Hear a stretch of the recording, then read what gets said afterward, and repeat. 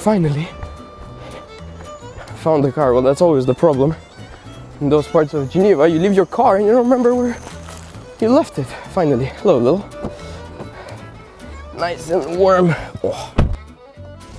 Alright, I found the car. This part of Geneva is extremely beautiful. If you ever have the possibility, you should definitely come by and have a look. But the downside is that you never find the car. Not the first time that's happening to me. The goal right now is for us to get out of here, and the little issue is it's a bit too tight.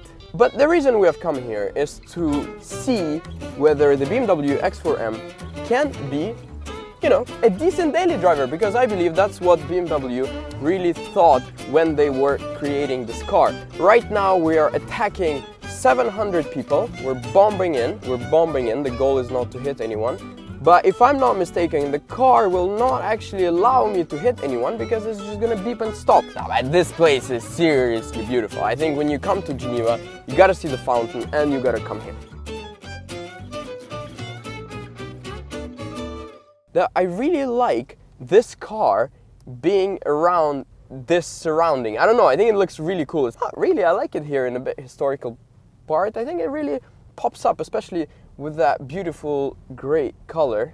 However, when the beauty has dropped, my back began to ache. The pavement here is so, and what that takes me to my next point is that in current situation, for me, the suspension is a bit hard. I'm currently in the area where there are a lot of people walking around the car, and I think I will raise this point a few times today, that what I like about the BMW X4M and of course the X3M is that it doesn't really attract unnecessary attention. So I know that I have 500 horsepower under the bonnet, but in the same time, people don't just stand and stare at me, you know, I can just calmly pass through. They're not gonna stand and take pictures and make traffic in front of me. Of course, narrow streets means lots of three-point turns. Look at this HD camera. I have a front one, I have a rear one, I have side cameras, I literally have everything. I have front view and I have side view. It even tells me if I have anything on the side. I think that's literally the only situation where I'm gonna need this.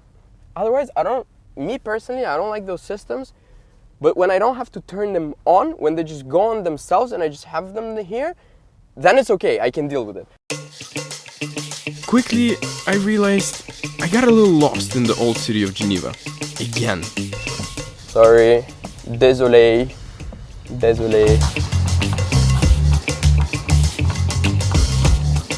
Ooh, it's getting very tight. I would love to know how to turn the cameras on.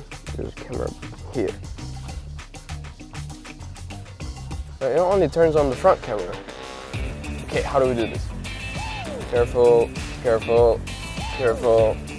Yes! If it's gonna make any sense, we're in a big, small car. I swear, every single time I end up testing cars in those conditions where the car costs over 100,000 euros, and I have to be like, careful, attention, woo. Many narrow streets later, I made it out. I have a feeling that I just ended up to be in exactly the same spot as I started. That looks like I have found the exit. After leaving the old town, I came across pedestrians. A lot of pedestrians. And this brings me to BMW have developed the aura system that keeps you from hitting people and objects. That said, it was time to move on and leave the city.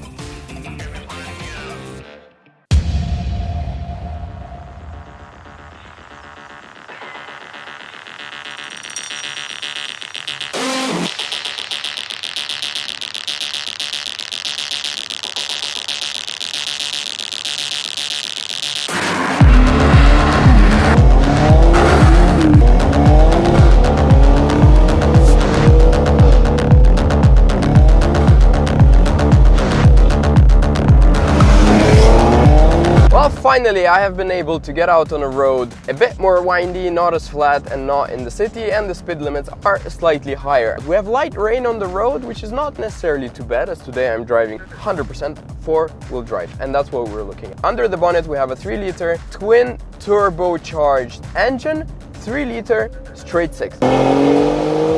BMW has been claiming that they have completely redesigned the engine.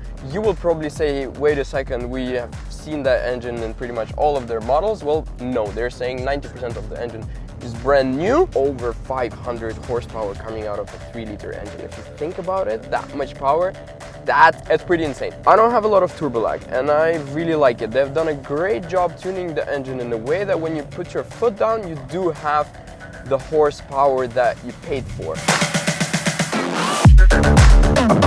Pretty much the M5 interior, which I love, and I love the interior in this car. So that may mislead you a little bit, saying that, hey, listen, we've taken the M5, put it in the X4, and it's sort of the same car. No, it's not. Because I used to have a BMW M2, completely loved it. It was a real M. Put your foot down, the car is all over the place, you gotta catch it, you gotta work with it. This one, no, this one is different. This one ain't no going anywhere. It's planted, it's high, it's stiff. It's like an undercover M car. It's an M car that you don't want people to know what it's capable of. Because 0 to 100 in this one is approximately 4.1, 4.2 seconds, which is pretty quick, I would say. Obviously, we're not even gonna compare it to any of the supercars because it has nothing to do with that. Well, for a huge car like that, those numbers are pretty good. And you have space, and it looks nice.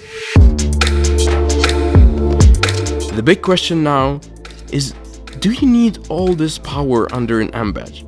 The recipe is simple with BMW. Advanced designs, Big wheels, new light system, lots of M badges, like a lot. And then inside, it's the same story. M, and M here as well. Does it make a real M though? Well, the interior quality does live up to the name, that's for sure. I love this interior. In the end, everything seems to be placed correctly where it needs to be. Something is missing though. The exhaust on this car.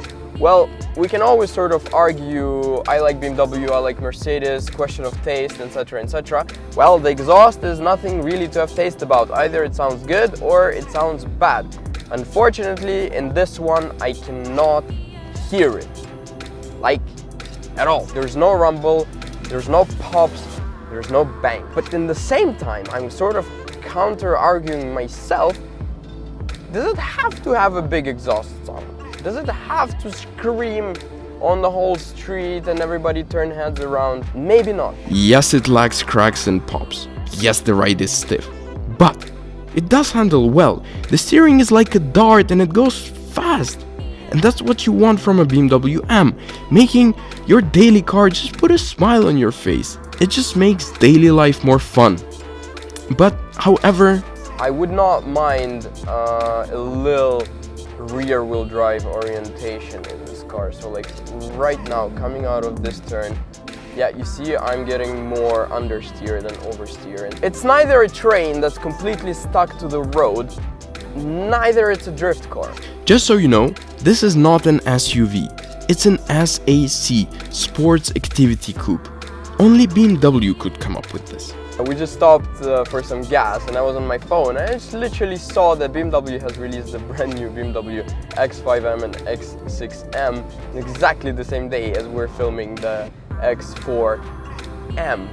Kind of got jealous because they both look pretty hot. Well, I'm, you know, deep in my soul, I'm a BMW lover. I don't know, I have some special connection, and I've probably said that like 4 times today, but I fell in love completely with the BMW M5, and when I was able to get into this one and I saw that the interior and the steering wheel especially is the same as in the M5, I was like, oh my god, yes, this is amazing.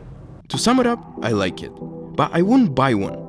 I prefer to have something straight to the point, being fast and able to race. This is designed for a type of person who would like to mess around on the back roads, but then just stay serious for the rest of the trip.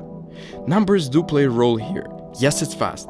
Yes, it's powerful. But once again, it's aimed at that special type of person. I think a girl would look great in this one. Actually, I have a friend that has one. Hi Allegra. Because even the X5, the new one that they have released today, I think it's a bit too big, and that's sort of the in-between size.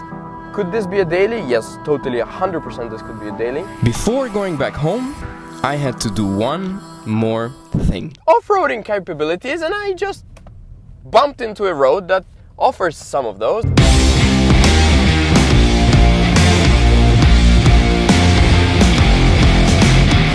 I mean, the car is pretty high. Unfortunately, there are no options of lifting or putting the car down, but I have to be honest, but this car off-road is surprising me more than it's surprising me on the road.